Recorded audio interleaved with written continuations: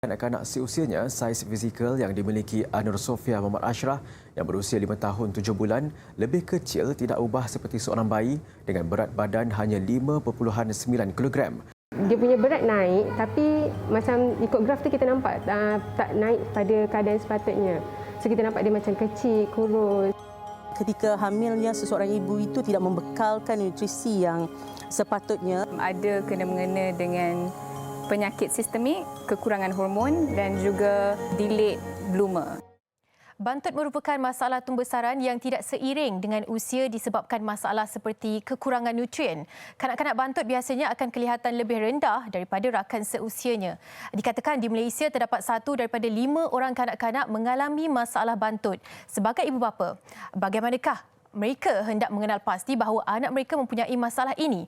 Adakah ia memberikan kesan yang buruk ketika anak-anak meningkat dewasa? Selama sejam, saya dan tetamu jemputan akan berbincang mengenai bantut dalam Hello Doktor seketika nanti.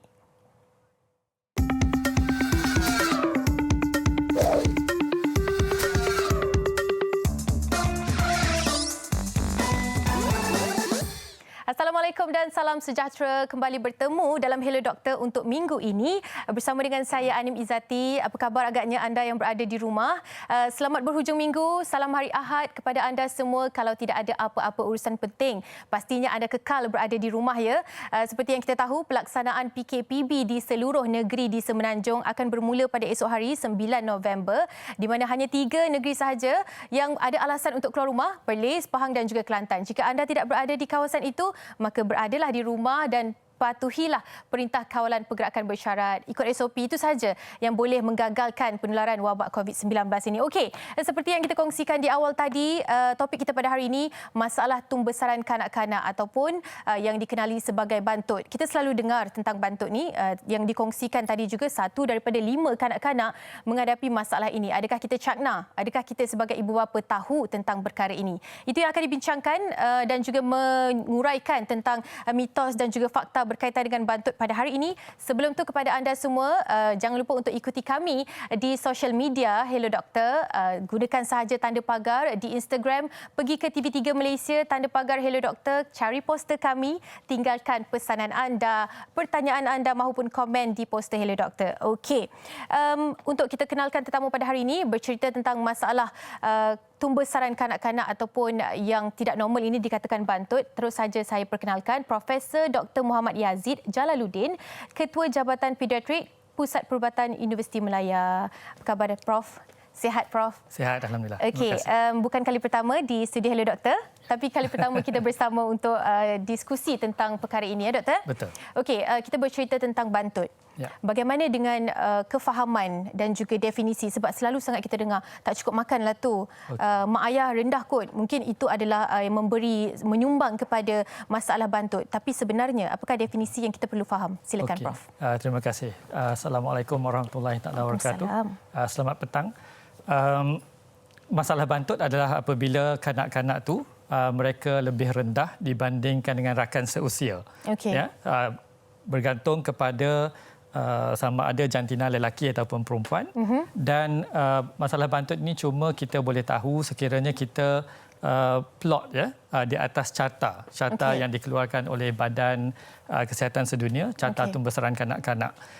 Bila kanak-kanak tersebut ketinggiannya apabila kita catatkan di atas carta tersebut lebih rendah daripada garisan yang terakhir, di situ kita boleh katakan yang kanak-kanak itu adalah bantut. Jika dibandingkan dengan kanak-kanak seusia mereka dan sama jantina. Jadi apabila kita katakan bantut ni, kita tak boleh sahaja mengikut agakan ataupun secara kasar. Ia perlu dicatatkan di atas carta tersebutlah. Okey, berkaitan dengan statistik di Malaysia, yang terbaru kita tahu 1 daripada 5 kanak-kanak di Malaysia menghadapi masalah bantut ini. Mungkin Prof boleh kongsikan. Ya, masalah bantut di Malaysia pada kajian terakhir, kajian morbidity survey ataupun kajian kesihatan dan juga morbidity kebangsaan tahun 2019. Kadar tersebut telah naik berbandingkan dengan 5 tahun lepas. 5 tahun lepas dalam 20%, sekarang ni dalam 22%, 21.8 secara lebih tepat. memang ini dilihat pada kanak-kanak yang berumur bawah 5 tahun. Baru kita katakan mereka bantutlah. Di Malaysia memang 22% dan di setiap negeri kadar itu berbeza. Yang paling rendah Kuala Lumpur dan yang paling tinggi adalah di Kelantan. Seperti yang kita dapat saksikan sebentar tadi kan, statistik yang menunjukkan anda dapat saksikan juga daripada 2 tahun 2011 hinggalah pada tahun 2019 peningkatan yang kita nampak di situ. Betul. Apa yang menyebabkan keadaan geografi, maknanya negeri setiap itu menyumbang kepada peratusan berbeza, Prof? Dikatakan bahawa bila kita lihat masalah bantut, kita perlu lihat masalah nutrisi. Pemakanan kanak-kanak tersebut. Sekiranya pemakanan kanak-kanak tersebut tidak seimbang, tidak optimum, tidak ada kepelbagaian makanan, terutama selepas mereka putus susu badan. Jadi dalam di Kementerian Kesihatan pun memang kita cuba galakkan pemberian susu badan dalam 6 bulan yang pertama dan selepas 6 bulan makanan pelengkap. Sekiranya makanan pelengkap tersebut tidak optimum, tidak pelbagai, tidak mengandungi gizi-gizi ataupun zat-zat makanan yang secukupnya, memang kanak-kanak ini akan mengalami masalah bantut. Kerana dalam masa 2 tahun yang awal, ketinggian kanak-kanak memang faktor utama adalah faktor pemakanan. Sekiranya pemakanan kurang, memang akan ada masalah lah. Di sini juga saya tertarik dengan yang berwarna biru cair itu di BKL flat kos rendah. Betul. Ada juga saya terbaca di artikel di mana pendapatan sesebuah keluarga itu menyumbang kepada potensi anak menghidapi masalah bantut ni. Betul. Mungkin Prof ada penjelasannya. Ya, betul. Bila kita lihat masalah bantut, kita lihat masalah nutrisi, kita juga lihat masalah sosioekonomi, juga melihat pada masalah psikososial, ya, persekitaran kehidupan kanak-kanak tersebut. Dan memang ada ada kajian yang telah menunjukkan walaupun saya katakan tadi di Kuala Lumpur kadar bantutnya adalah sangat rendah, yang paling rendah di Malaysia, tetapi jika dilihat pada mereka yang tinggal ataupun kanak-kanak yang tinggal di projek perumahan rakyat termiskin ataupun flat kos rendah, kadar bantut mereka sebenarnya lebih tinggi daripada kadar di Malaysia itu sendiri. Ya, jadi memang betul seperti yang dikatakan, memang persekitaran juga pendapatan ibu bapa memainkan peranan yang penting. Kerana jika kita lihat masalah nutrisi, ibu bapa perlu menyediakan nutrisi yang betul. Betul. Dan itu memerlukan belanja yang tinggi juga, kan? Betul. Okey, dan soalan saya yang seterusnya ni lebih kepada jenis-jenis tumbesaran. Adakah ianya hanyalah bantut sahaja? Sebab kita hanya tahu tentang yang tidak normal, ketinggian yang tidak normal, menjurus ke arah bantut. Adakah jenis yang lain dikatakan masalah tumbesaran? Ya. Masalah tumbesaran yang lain yang kita boleh lihat adalah masalah lebih kurus daripada biasa ataupun underweight. Ini adalah masalah di mana kanak-kanak tersebut mempunyai tinggi yang optimum tetapi lebih ringan jika dibandingkan dengan rakan mereka. Dan juga masalah susut ataupun wasted dalam bahasa Inggeris, ini adalah kanak-kanak yang lebih rendah dan lebih ringan daripada rakan sebaya. Jadi ada beberapa istilah tertentu bila kita lihat masalah tumbesaran kanak-kanak. Dan masalah bantut dikatakan sangat sinonim dengan keadaan persekitaran, sangat sinonim dengan masalah ekonomi sesebuah negara. Itu adalah tanda aras yang diambil oleh WHO untuk melihat sama ada sesebuah negara itu bagus ataupun tidak dari segi ekonomi. Okey, itu untuk permulaannya kan. Prof, banyak lagi sebenarnya yang kita akan bincangkan berkaitan dengan masalah tumbesaran kanak-kanak, yang mana ibu bapa di rumah pastikan anda mengetahui tentang secara keseluruhannya apakah makna ataupun yang dikatakan dengan masalah bantut ini, mungkin juga dalam kalangan kita ataupun mungkin juga dalam kalangan keluarga kita. Okey, kita lihat seketika kembali selepas ini dalam Hello Doktor. Tahukah anda sepanjang bulan Januari sehingga Mei 2020, jumlah kes demam denggi 6 kali ganda lebih tinggi daripada jumlah kes COVID-19. Justru itu, ketika kita berjaga-jaga dengan ancaman bahaya pandemik COVID-19, kita juga perlu menitik beratkan penjagaan diri dari wabak demam denggi. Bersama melawan denggi. Kuasa di tangan anda.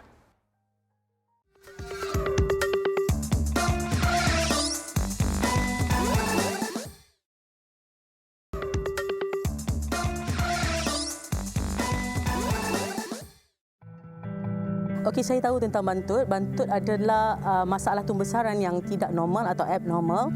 Bantut ini disebabkan ketika hamilnya seseorang ibu itu tidak membekalkan nutrisi yang sepatutnya, dan dia ada juga kaitan dengan masalah keturunan, and then kaitan juga dengan masalah saraf. Pasal bantut ni saya tahu ini adalah masalah pembesaran di kalangan kanak-kanak dan remaja. Ada kena-mengena dengan penyakit sistemik, kekurangan hormon dan juga delayed bloomer di kalangan kanak-kanak dan remaja. Selalunya dia punya fizikal luaran dia tak nampak macam kanak-kanak yang lain. Contohnya, kalau dekat tadika, ketinggian dia tak sama dengan kawan-kawan dia. Fizikal dia akan jadi kecil daripada orang lain. Penyakit bantut ni ada disebabkan mungkin dari kecil dia ada penyakit yang teruk ke, ataupun dia kurang nutrisi ke. Okey, baiklah, itu antara pandangan orang awam. Bagaimanakah pengetahuan mereka tentang masalah bantut? Kepada anda juga boleh kongsikan bersama dengan kami di Instagram TV3 Malaysia. Cari sahaja poster pada hari ini, boleh kongsikan. Dan mungkin boleh simpan dahulu nombor telefon ini. Kalau ada masa, kita akan buka talian 0377261603. Okeylah, masih lagi bercerita tentang masalah tumbesaran kanak-kanak tidak normal, iaitu bantut. Di mana tadi kita dah cerita sedikit apakah definisinya, dan sekarang ini mungkin kita nak mengetahui apakah tanda-tanda awal. Masih lagi bersama dengan Profesor yang tidak lagi berganjak di tempat yang sama. Prof, soalan saya yang seterusnya adalah berkaitan dengan tanda-tanda awal. Tanda-tanda awal, bagaimanakah kita boleh kenal pasti? Sebab kalau kita nak cakap secara fizikal saja, mungkin dari segi keturunan, mak ayah yang rendah, anak pun akan rendah, ataupun yang berbadan kecil, bersusuk tubuh kecil, anak pun akan kecil. Tapi tanda-tanda awal masalah bantut. Okey. Tanda-tanda awal biasanya kita boleh lihat apabila kanak-kanak ni mengalami kekurangan berat badan. Ya, kerana untuk kanak-kanak itu mengalami masalah bantut, mereka memerlukan masa yang lama. Kekurangan zat makanan itu dalam masa yang lama. Jadi mereka selalunya bermula dengan kekurangan berat badan, kemudian mengalami masalah bantut, dan kemudian seterusnya mengalami masalah kesusutan. Berbalik kepada faktor ibu bapa. Jika kita tak semua ibu bapa yang rendah itu boleh menyebabkan anaknya pun rendah. Kemungkinan ibu bapa ni pun rendah disebabkan dulu-dulu mereka pun ada masalah yang serupa, cuma tidak dirawat. Ya. Jadi sangat penting untuk kita bantu anak-anak walaupun ibu bapa tu rendah. Kita kena lihat kenapa kanak-kanak itu rendah. Ya. Tadi doktor ada, tadi Prof ada kongsikan persekitaran dan juga keadaan sosioekonomi sesebuah keluarga itu menyumbang kepada potensi masalah bantut ini. Apakah faktor-faktor lain yang boleh menjadi faktor, boleh menjadi potensi kepada anak-anak ini menghadapi masalah bantut? Okey. Faktor-faktor lain termasuk seperti kita kata tadi, faktor genetik, ketinggian ibu bapa. Yang lain yang penting adalah faktor semasa dalam kandungan. Program kesihatan daripada Kementerian Kesihatan Malaysia ada mengeluarkan program 1000 hari pertama usia kanak-kanak. Ya. 1000 hari pertama itu bermaksud 9 bulan pertama dalam kandungan dicampurkan dengan 2 tahun awal kelahiran. Jadi semasa kandungan, nutrisi yang diambil ibu itu pun sangat penting untuk membolehkan kandungan itu hidup ataupun berkembang dalam keadaan yang optimum. Apabila dilahirkan, kanak-kanak itu perlu mempunyai berat badan dan panjang badan yang optimum. Ya. Kemudian dalam 2 tahun yang kedua, 2 tahun yang pertama, nutrisi sangat penting. Selepas itu baru kita lihat kepada masalah-masalah hormon yang tertentu yang boleh menyebabkan kanak-kanak ini bantut. Masa ibu hamil itu boleh detect, boleh kita kesan ada potensi berlakunya masalah bantut ketika lahirkannya? Biasanya bila kita lihat bayi dalam kandungan ataupun fetus, ya, bayi dalam kandungan ini seperti parasite. Dia akan ambil apa sahaja yang ibu tu makan supaya dia boleh membesar secukupnya. Sekiranya ibu tu mengalami kurang zat makanan yang sangat teruk dan sangat lama, barulah ada potensi bayi ini dilahirkan kecil ataupun apa yang kita panggil small for gestational age ataupun intrauterine growth retardation, bermaksud mereka mengalami retardasi ataupun kurang memanjang ataupun kurang membesar semasa dalam kandungan. Kanak-kanak ini juga bermasalah apabila dilahirkan nanti, kerana jika mereka terus mengalami kekurangan zat makanan dalam masa 2 tahun yang awal, jarang antara mereka yang dapat mencapai ketinggian yang optimum apabila mereka dewasa nanti. So itu sebabnya sangat pentinglah untuk diberikan pemakanan yang bagus semasa dalam kandungan lagi. Itu juga sebab penting kenapa pemeriksaan berkala di klinik kesihatan disarankan oleh KKM kepada ibu hamil. Okey, kesan kekurangan nutrisi kepada perkembangan otak, sebab kalau kita tahu mungkin secara fizikalnya kurang berat badan, kurang tinggi dan sebagainya, tapi kesan kepada perkembangan otak, Prof? Jika kita lihat kajian yang telah dibuat untuk kanak-kanak yang mengalami masalah bantut, mereka juga mengalami masalah dari segi IQ, kerana sel-sel yang berhubung tu kurang. Jika kita lihat ada mungkin boleh dipaparkan di skrin, kesan kepada otak di mana sel-sel otak tu kurang berhubung jika kanak-kanak ini mengalami masalah bantut, terutamanya sekiranya mereka juga mengalami masalah kekurangan zat besi. Dan ada MRI ataupun saringan MRI yang menunjukkan memang otak kanak-kanak yang bantut ini, kalau dilihat di situ, memang lebih banyak nampak hitamnya. Hitam tu bermaksud lebih air dibandingkan dengan sel otak. Sebelah kiri itu, Betul.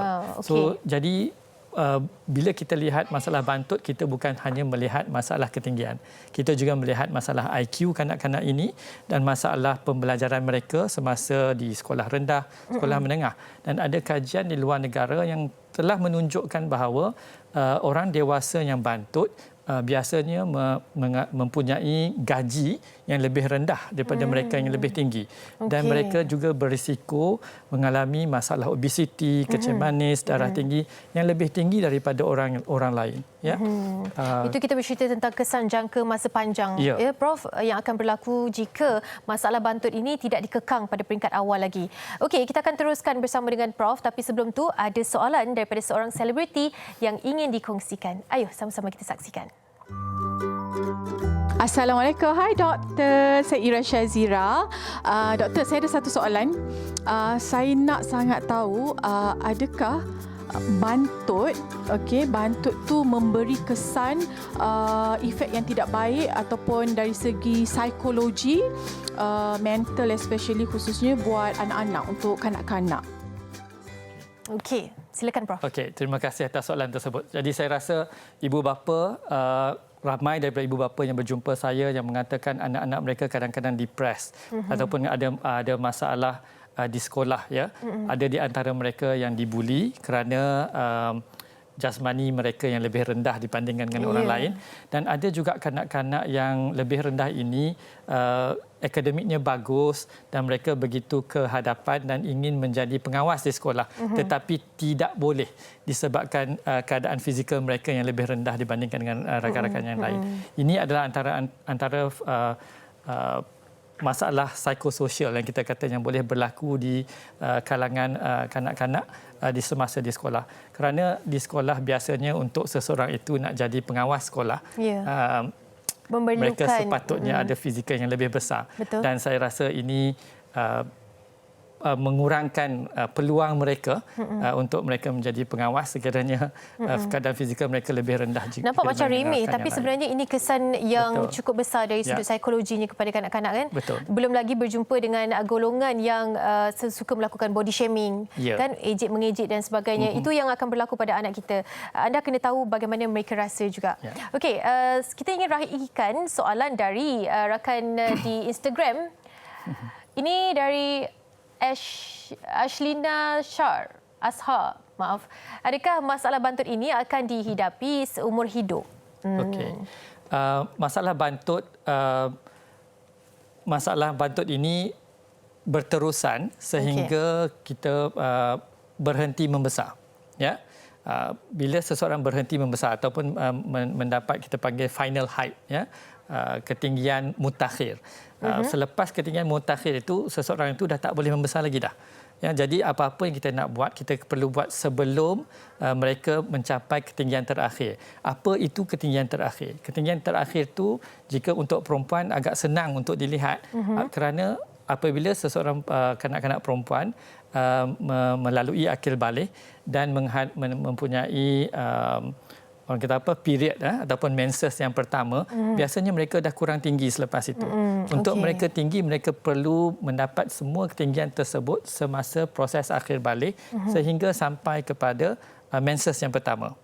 Ya. Tetapi untuk kanak-kanak lelaki ni agak remeh kerana ramai di antara kita mengatakan bahawa kanak-kanak lelaki kita boleh biarkan sehingga mereka bertukar suara baru mereka akan tinggi dan sebagainya. Tapi itu sebenarnya tidak benar. Bila telah bertukar suara tu biasanya ketinggian tu dah tak banyak. Jadi bila you sudah sampai pada ketinggian tertentu, biasanya untuk kanak-kanak perempuan umur 13-14 tahun ataupun kanak lelaki 15-16 tahun, mereka tidak akan mencapai ketinggian lagi selepas itu. Okey, adakah mereka ini juga terdedah dengan risiko penyakit lain yang boleh menyebabkan, disebabkan imunisasi mereka rendah? Masalah bantut ini antara salah satunya mungkin. Jika dilihat kajian, tidak ada banyak kajian yang menunjukkan mereka mempunyai imunisasi yang rendah. Tetapi lebih kepada masalah dengan otak seperti yang kita bincangkan tadi ataupun masalah fizikal mereka. Kecuali ada penyakit-penyakit tertentu yang menyebabkan mereka rendah disebabkan oleh masalah penyakit-penyakit yang lain, terutama penyakit-penyakit kronik. Baru mereka ini akan mempunyai masalah imunisasi. Okey, Prof, kita rehat sekejap. Ya. Boleh ya? Kita rehat sekejap, tarik nafas. Masih banyak lagi ingin dibincangkan bersama dengan anda. Masalah pembesaran kanak-kanak tidak normal yang dikatakan bantut. Seketika nanti dalam Hello Doktor.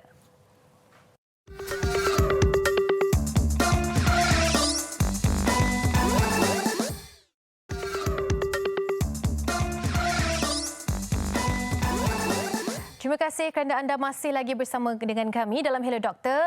Topik yang akan kita bincangkan di awal tadi adalah masalah bantut, di mana kita bersama dengan Profesor Dr. Muhammad Yazid Jalaluddin, Ketua Jabatan Pediatrik Pusat Perubatan Universiti Melaya. Dan seorang lagi tetamu yang baru je kita jemput di segmen ini, Halida Mazlin. Apa khabar?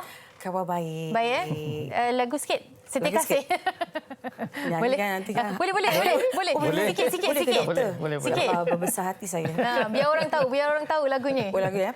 Sekali air sungai melimpah, sekali pasirnya pun berubah. Saya nak perkenalkan penyanyi istimewa pada tahun 1990-an. Inilah dia Halida Mazlin bersama dengan kita dalam Hello Doktor. Apa khabar, sihat dia? Alhamdulillah. Okey. Mungkin sedikitlah perkembangan Halida sendiri. Sebelum ni memang saya lebih pada acting ya. So memenuhi undangan kita acting punya side. So sekarang ni yang sedang on air sekarang di slot Akasia TV3. Cinta Sekali Lagi. Okey.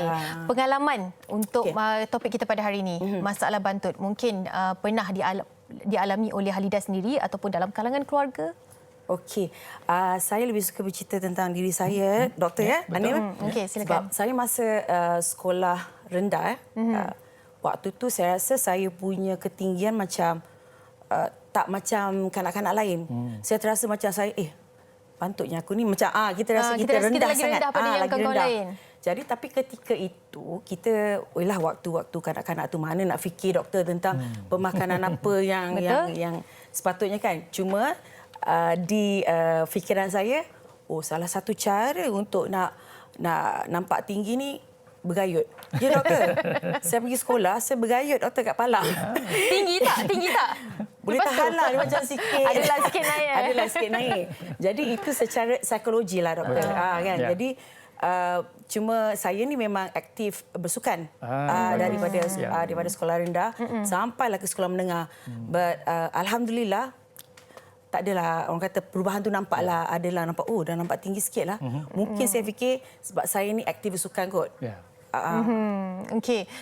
Tapi adakah anak-anak Halida sendiri mengalami masalah yang sama? Mak kat sekolah diorang cakap saya lagi rendah lah. Macam mana ni? Ataupun mereka biasa je? Tak ada pula. Okeylah. Alhamdulillah tak ada. Tak adalah mengalami masalah ataupun situasi yang tu. Tak ada. Tapi Prof, macam mana? Tadi dikatakan sengayut tu mungkin psikologinya. Tapi adakah cara kehidupan kita yang bersenam, tidur awal, makan betul dan sebagainya itu mempengaruhi juga, Prof? Ya, sangat. Saya sangat setuju. 3 perkara utama yang ibu bapa perlu faham apabila kita lihat masalah tu besaran kanak-kanak adalah yang pertama, macam yang kita dah katakan tadi, masalah nutrisi. Masalah nutrisi daripada awal perlu daripada dalam kandungan, dalam masa 2 tahun yang awal dan kemudian pengambilan susu di kalangan kanak-kanak. Ramai kanak-kanak Malaysia yang apabila berumur 2 tahun, 3 tahun semua berhenti susu. Bila dia dah rasa makanan keluarga tu. Betul. Semua dikatakan susu tu untuk baby. Ya, saya rasa itu tak berapa betul kerana susu ni sangat penting. Susu memberikan protein, kalsium, vitamin D untuk pertumbuhan tulang, otot-otot ya. Yang tu yang pertama. Yang kedua, masalah dengan tidur. Ya, kanak-kanak ni perlu tidur dalam jangka masa yang cukup. Kanak-kanak di Malaysia, saya dapat lihat yang kanak-kanak di Malaysia pukul 10 malam, 11 malam masih lagi bersama ibu bapa. Nasib baik ada MCO. MCO jadi tak nampak mereka di pusat-pusat membeli belah, tapi di rumah pun mereka tidur tidur lewat. Ya. Kanak-kanak perlu tidur sekurang-kurangnya 10 ke 12 jam bagi mereka yang kurang daripada 5 tahun. Bagi mereka yang remaja, biasanya kita katakan mereka perlu tidur antara 7 hingga 9 jam sehari. Bukan tidur pukul 1, bukan tidur pukul 12, tetapi perlu tidur sebelum pukul 10 malam. Kerana kanak-kanak membesar semasa tidur. Maknanya pukul 10 tu dah lambat. Pukul 10 tu dah paling lewat. Paling lewat lah tu kan, perlu tidur. Itu sebenarnya kena betulkan mak bapak dulu ya. Mak bapak kena betulkan dahulu ya, diri sendiri tidur awal, makanan pun sebenarnya bermula pada mak ayah kan. Betul. Kalau mak ayah tak makan sayur, macam mana anak nak makan sayur? Okey. Seperti yang Puan Halidah kata tadi tu, bergayut ya. Tak semestinya bergayut. Apa-apa sahaja sukan ataupun aktiviti fizikal akan menyebabkan adanya hormon-hormon tertentu yang dikeluarkan oleh badan. Terutama seperti hormon serotonin, grelin dan sebagainya yang menyebabkan kita boleh tidur lebih baik dan lebih nyenyak dan makan pun boleh makan dengan lebih bagus. Ini ketiga-tiga faktor ini sangat penting untuk pembesaran kanak-kanak tersebut. Okey, ia saling terkait rapatlah Prof ya. Okey, kita nak kongsikan kepada anda ada satu kita yang sempat kita kunjungi, Baby Aira, passion Prof juga sebenarnya. Beliau mempunyai masalah pembesaran kanak-kanak yang mana dah dari awal lagi mendapatkan rawatan daripada Prof. Jadi ini sedikit bingkisan yang ingin dikongsikan berkaitan dengan Baby Aira, masalah pembesaran kanak-kanak yang dialaminya. Silakan.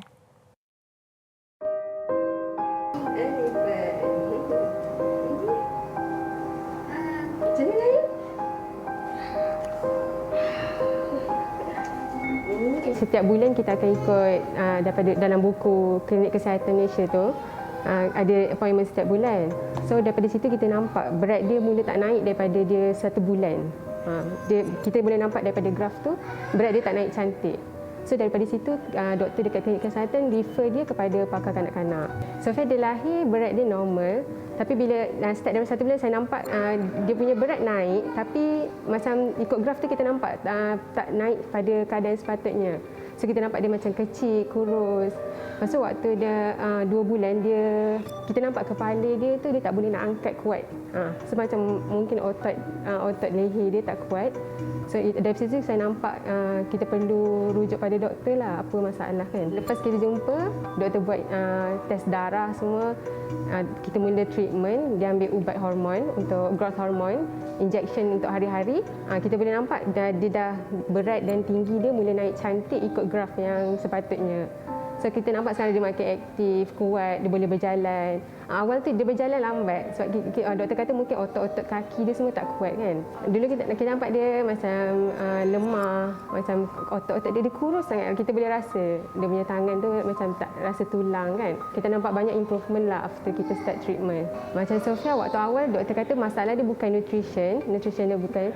So kalau ikutkan kita kena bagi nutrition yang cukup pada anak-anak. Kita boleh refer pada buku Pink bila lahir tu kan kita dapat daripada KK tu, dapat buku Pink tu, daripada situ ada cara-cara dan apa yang kanak-kanak perlukan, nutrition apa yang dia perlukan daripada lahir, daripada dia mula makan 6 bulan sampai ke 2 tahun. Sofia, bila kita dah buat tes darah, kita dapat tahu hormon apa yang diperlukan untuk digantikan hormon yang tak ada. So, Sofia pagi-pagi kita akan bagi dia ubat TAB, thyroxine untuk ganti hormon thyroid dia yang tak ada. Dan kita bagi vitamin D sebab kita buat tes darah, vitamin D dia kekurangan vitamin D. So, bila malam kita perlu inject dia sekali untuk ubat growth hormone.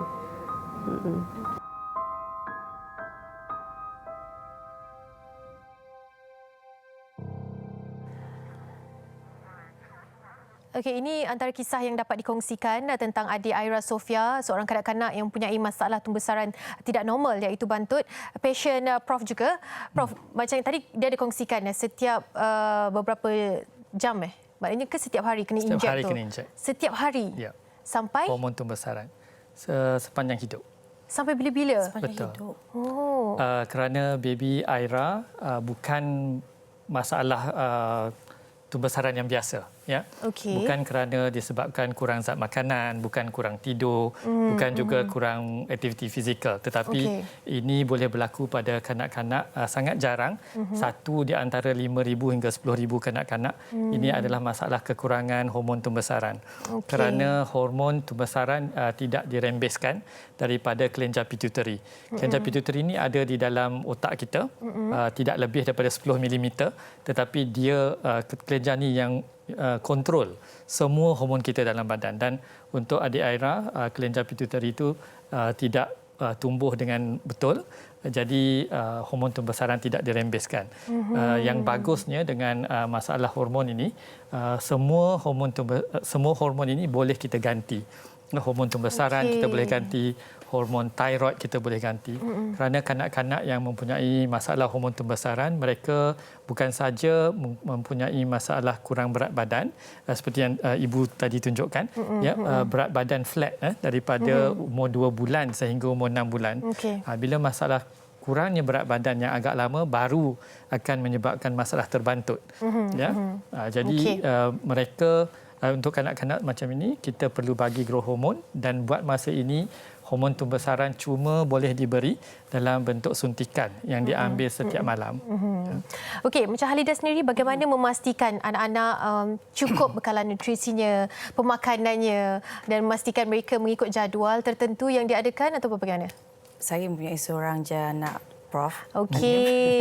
Jadi memang daripada fokus kat dia je lah. Fokus kat dia je. Jadi memang saya beri susu badan. Anak sampai saya, sampai dia lama jugalah, Prof. Dah 3 tahun. 3 tahun. Betul. So dari segi lain saya rasa tak ada apa sangat masalah. Saya pula jenis suka makan sayur. Macam susu tu memang mesti ada. Itu memang susu mesti ada lah. Cuma satu je, Prof, saya nak tanya. Tadi saya macam Prof cakap tadi, anak-anak yang mengalami masalah bantut ni, kita boleh gantikan hormon dia kan? Dengan suntikan. Ini yang kalau mereka yang mempunyai masalah hormon. Tapi adakah dengan cara menyuntik hormon-hormon ni, pembesaran dia adakah normal seperti anak-anak yang tiada masalah? Maksudnya kan kalau misalnya kita dah dirawat ke maknanya lepas tu kan? Bila kita beri hormon, kita menggantikan apa yang kurang. Kita bukan memberi lebih daripada yang sepatutnya. Jadi bila kita ganti apa yang kurang tu, mereka ni sepatutnya boleh hidup dan boleh membesar seperti kanak-kanak lain dalam kategori yang sepatutnya. Kita bukan nak menyebabkan mereka jadi giant, kita nak cuma nak bawa mereka kembali kepada normal, supaya mereka akan mendapat optimum height gain di akhir pembesaran mereka tersebut. Okey. Bukan saja soalan daripada saya, Halidah, tapi ada seorang lagi selebriti. Bertalu-talu ya soalan Prof kena jawab hari ini. Bertambahlah. Ada seorang lagi selebriti ingin tanyakan soalan. Saksikan. Hello doktor, saya Heri Khalifah aka Pak. Saya ada satu soalan. Apakah perbezaan antara bantut dengan kerdil? Bantut dan kerdil. Apakah perbezaannya, Prof? Okey. Bantut macam yang saya kata tadi, kalau dalam bahasa Inggeris, bahasa perubatannya adalah stunting. Kerdil ni adalah masalah perubatan kita panggil achondroplasia ataupun hypochondroplasia. Mereka sangat rendah. Mereka mempunyai tulang panjang atau tulang femur, tulang tibia, tulang kaki dan tulang tangan juga yang pendek. Ya, itu yang kita panggil kerdil lah. Dan saya pasti semua orang kenal dengan beberapa selebriti yang kerdil. Ya, untuk mereka yang kerdil ini biasanya mereka tidak ada mempunyai masalah hormon. Ini disebabkan oleh keadaan genetik yang menyebabkan mereka mempunyai masalah achondroplasia. Jika kita bagi rawatan hormon pembesaran pun biasanya itu tidak dapat membantu. Itu dia. Okey, setakat ini dahulu kita nak rehat sekejap. Halida dan juga Prof. Kembali selepas ini masih lagi bincangkan tentang masalah kesihatan kanak-kanak iaitu tumbesaran kanak-kanak yang tidak normal, masalah bantut. Seketika nanti dalam Hello Doktor.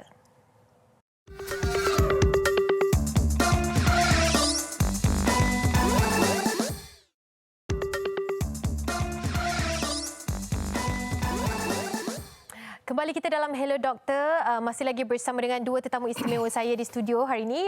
Kita ada Halida Mazlin dan juga Profesor Dr. Muhammad Yazid, Ketua Jabatan Pediatrik Pusat Perubatan Universiti Melaya. Terima kasih masih lagi bersama dengan kita sehingga ke akhir ini.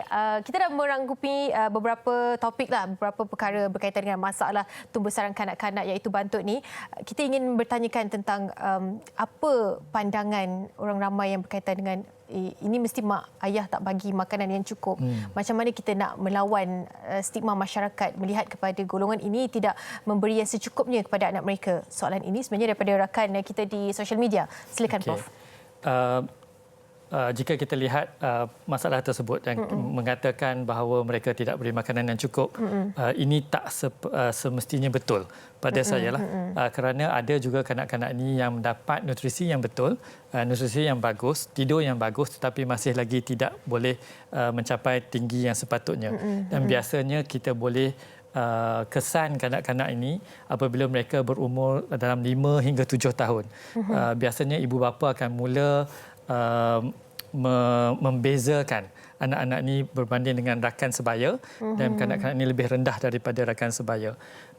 Kanak-kanak yang seperti ini yang mempunyai nutrisi yang cukup, sosioekonomik yang bagus, latar belakang keluarga yang baik tetapi masih rendah, mereka ini sepatutnya dibawa berjumpa dengan doktor untuk melihat sama ada kanak-kanak ini juga mempunyai masalah hormon pembesaran ataupun tidak.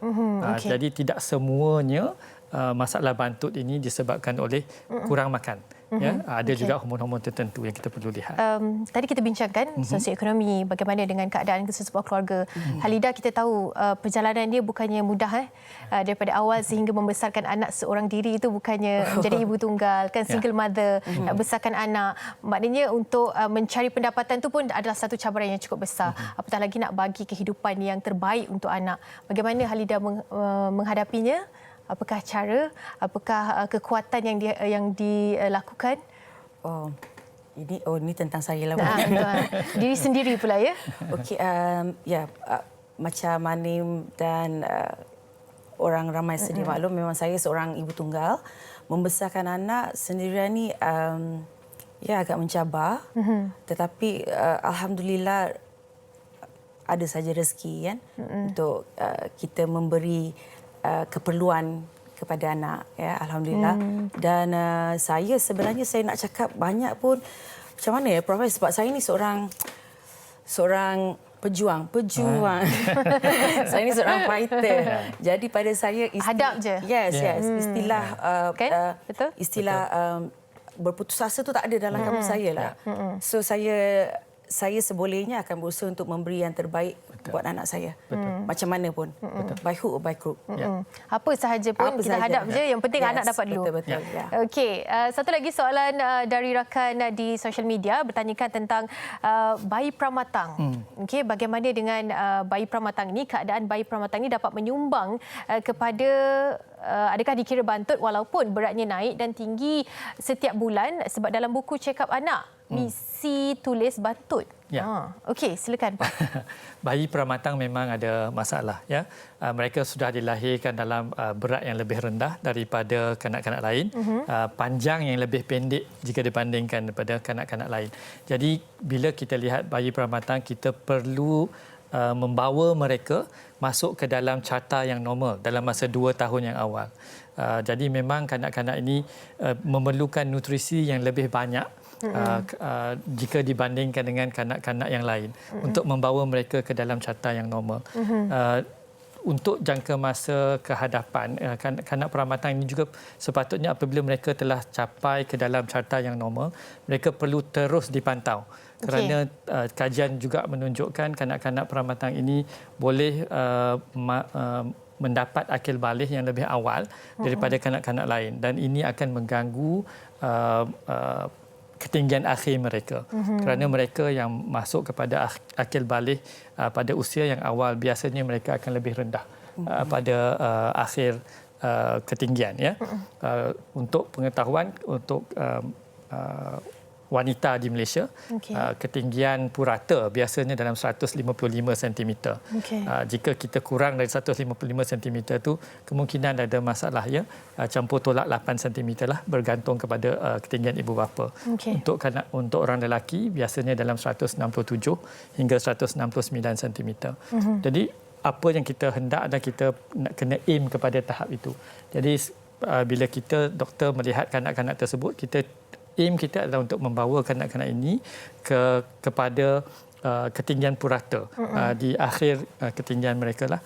Itu sebab ada rawatan-rawatan tertentu yang kita boleh beri. Kita tak dapat lari dengan sikap sesetengah ibu bapa yang hanya tunggu dan lihat, Prof. Betul. Apa nasihat Prof secara ringkasnya? Sebab kita dapat tahu yang mungkin ada setengah ibu bapa, tak apa, ini macam biasalah, ini keadaan biasa. Kan belum lagi. Ya. Ada, memang ada. Ada sakit yang datang kepada saya telah berumur 13-14 tahun. Ada kanak-kanak perempuan yang dibawa yang telah pun mencapai menses yang pertama. Ya. Jadi pada tahap itu sudah sukar untuk kita tolong. Untuk kita sentiasa katakan ini late bloomer. Nanti mereka akan membesar semasa umur belasan tahun. Kadang-kadang itu tidak semestinya betul.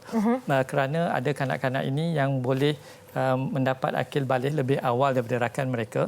Jadi jika ada ibu bapa yang concern, ya, yang risau anak-anak mereka lebih rendah daripada rakan-rakan, saya rasa yang perkara paling penting adalah mesti mendapatkan rawatan ataupun mesti mendapatkan rujukan daripada doktor kanak-kanak untuk mereka lihat di manakah kanak-kanak tersebut di dalam carta berbanding dengan orang lain. Dan yang kedua adalah melihat sama ada kanak-kanak tersebut sudah memasuki akil balik, sama ada lelaki ataupun perempuan. Kerana bila mereka memasuki akil balik dalam ketinggian yang lebih rendah, pada akhirnya ketinggian mereka lebih rendah daripada purata. Okey. Halida yang terakhir, short and sweet daripada Halida. Sebab dah lama tak nampak Halida ni. Nasihat kepada ibu bapa di luar sana, silakan. Okey, nasihat saya, saya rasa sebagai penjaga ibu bapa, kita harus ada pengetahuan. Itu penting. Kadang-kadang tu kadang kita ilmu selalu alpa. Okey. Tentang hal ini, mungkin macam Anim cakap tadi, macam Prof juga cakap tadi, kadang-kadang kita ambil sambil lewa. Kita menunggu saat bila agak-agak dah bila nampak ketara sangat dan baru nak refer pada doktor. Jadi sebagai ibu bapa kita harus ambil pendekatan bahawa mencegah itu lebih baik daripada merawati. Saya dah macam macam Prof. Okey, terima kasih kita ucapkan kepada dua tetamu istimewa kita di studio Hello Doktor. Halida, terima kasih. Prof, terima kasih banyak-banyak. Teruskan bersama dengan kami. InsyaAllah Prof, nanti kita jemput lagi untuk topik-topik yang berkaitan. Terima kasih juga kepada anda menyaksikan kami selama 1 jam dalam Hello Doktor. Minggu hadapan kencing manis dalam kalangan kanak-kanak. Okey, jangan lupa minggu depan waktu yang sama, hari yang sama. Saya Anim Izzati. Assalamualaikum.